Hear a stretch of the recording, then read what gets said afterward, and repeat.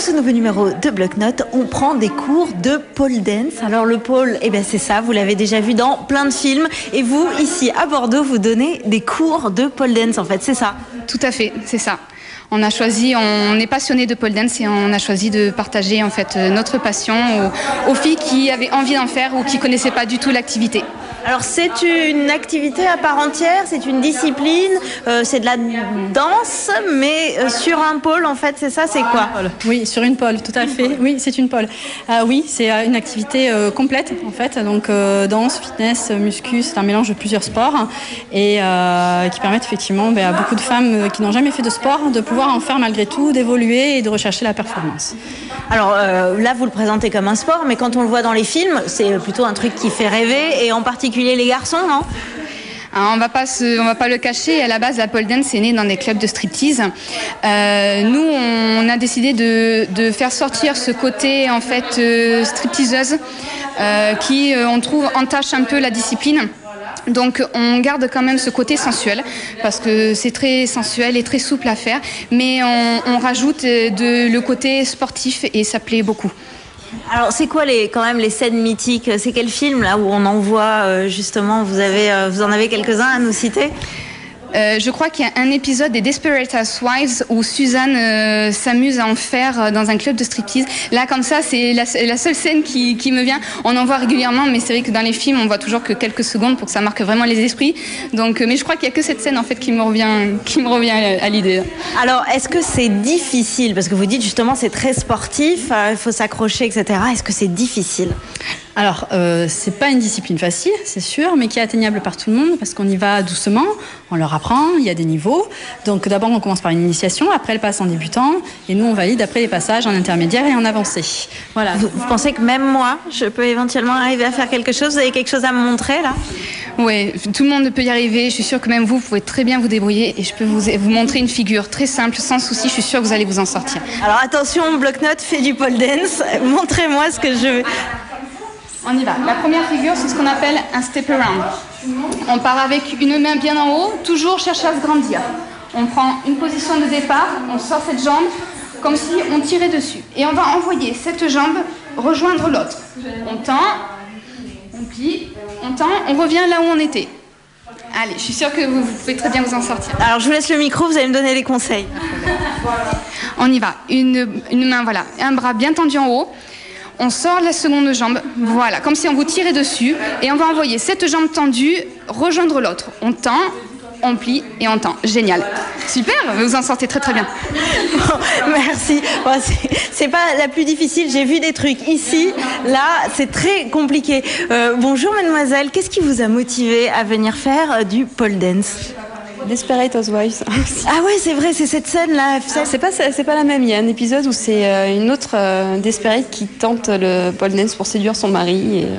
Voilà. Et alors vous êtes dit, je vais séduire mon mari, c'est ça? Non, non, c'est plus pour me séduire moi-même. Et bon, après, c'est un sport, c'est ludique. Mais il faut avoir ça dans son salon pour s'entraîner. Je n'en ai pas encore, mais j'aimerais bien en avoir une. Peut-être un jour, on verra. D'accord. Et alors pour l'instant, vous faites ça toute seule alors? Personne ne bénéficie de ces démos chez vous? Il y a mon ami, mais comme j'ai pas de barre, je peux pas lui montrer. Donc, à part avec un balai, mais c'est un peu compliqué. J'ose pas trop me lancer sur la barre, quoi. Vous avez beaucoup de bleus, c'est difficile? Oui, il y a pas mal de bleus. On se prend des coups quand même sur la barre? On se prend pas de coups, hein. C'est des bleus de frottement avec la barre. Après, bon, c'est un sport, hein. Puis il faut souffrir pour être belle, donc voilà. C'est très physique en tout cas. Ah oui, un peu, ouais. C'est quoi votre figure préférée? Toutes. Je sais pas choisir, je les aime toutes, vu que c'est tout récent pour moi, donc j'apprends. Vous avez commencé il y a combien de temps? En février. En février, et déjà vous savez vous suspendre là-haut. Voilà. Mais bravo, continuez. On va demander à une autre jeune femme.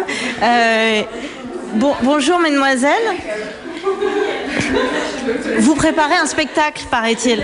Oui, c'est un bien grand mot. Pourquoi vous ne vous sentez pas prête? Non, pas trop. Qu'est-ce qui vous a motivé, vous, à faire ce sport?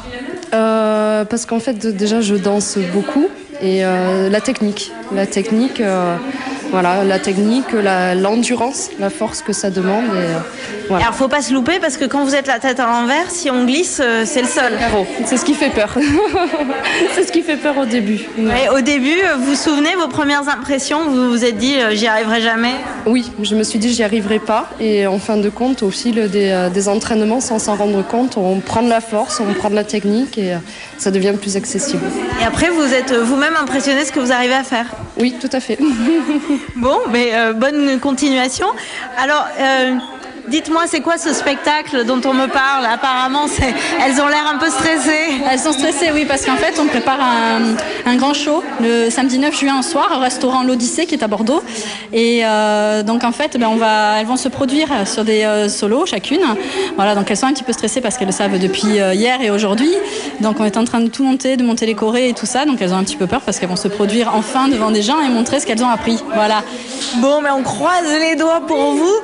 Si on veut en faire, on peut venir vous voir. Vous êtes ici à Codéran, c'est ça? Tout à fait. On est ouverte du mercredi au samedi. Nos horaires sont principalement en fin de journée pour qu'il y ait le plus de monde possible qui puisse y participer. Il y a beaucoup de personnes qui vont venir après le travail. Donc, et après, c'est le samedi, ça va être plutôt en fin de matinée, début d'après-midi. D'accord? Mais il n'y a pas de souci. Les personnes nous contactent, elles ont entendu parler de nous et il n'y a pas de problème. On peut commencer en cours d'année à se suspendre comme je l'ai fait tout à l'heure. Ça va, on s'en sort. Absolument. Ce n'est pas comme les autres clubs de danse où vous commencez à la rentrée scolaire en septembre et où vous devez vous tenir en fait à un jour particulier par semaine. Nous, les filles, elles viennent quand elles veulent, quand elles peuvent, en fonction des places bien sûr disponibles. Mais ce n'est pas parce qu'elles vont venir un mercredi qu'elles sont obligées de revenir tous les mercredis. Elles peuvent très bien revenir un mercredi, puis la semaine après un vendredi, venir 2-3 fois dans la semaine. C'est vraiment comme elles veulent. Alors, la dernière chose, c'est qu'il faut s'acheter ça si on veut s'entraîner chez soi. Ça coûte cher? C'est une possibilité de s'en acheter, s'en équiper pour la maison, effectivement. Ça a un coût. Alors, je vais en profiter pour mettre en garde les filles qui voudraient s'en équiper.